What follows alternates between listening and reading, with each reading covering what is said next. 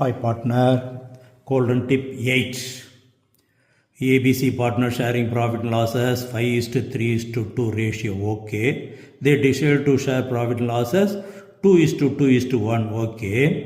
என்ன சொல்கிறாங்க, stock having book value 4 lakh was found overvalued.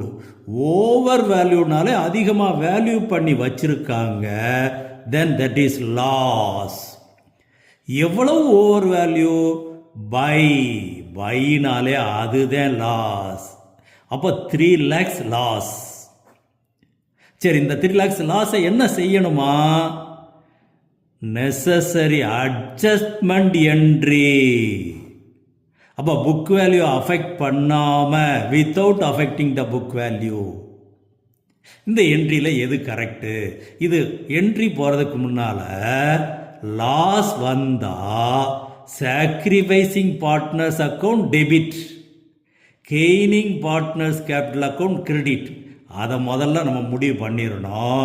அப்போ ரேஷியோ பாரு, 5:3:2, 2:2:1. சாக்ரிஃபைஸ் யாரு, கெயின் யாருன்னு பாரு. ஏ ஓல்டு 5/10, நியூ 2/5. அப்போ பார்த்தோம்னு சொன்னால் அவருக்கு குறையுது, சாக்ரிஃபைஸ் பண்ணுறாரு. ஏ சாக்ரிஃபைஸ் பண்ணுறாரு. அப்போ sacrificing partners capital account debit.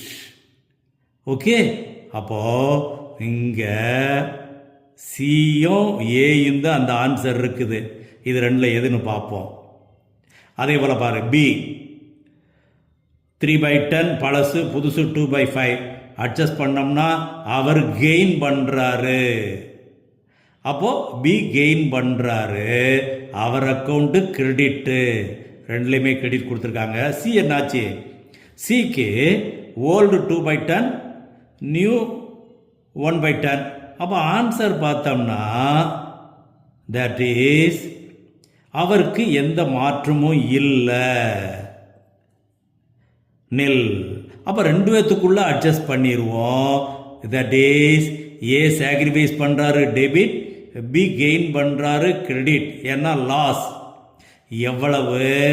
1/10 on the loss. 3 lakhல 1/10 30,000. Then C is the correct answer. Golden point 3ல டிஸ்கஸ் பண்ணியிருக்கோம், முழுமையாக பார்த்துக்கோ.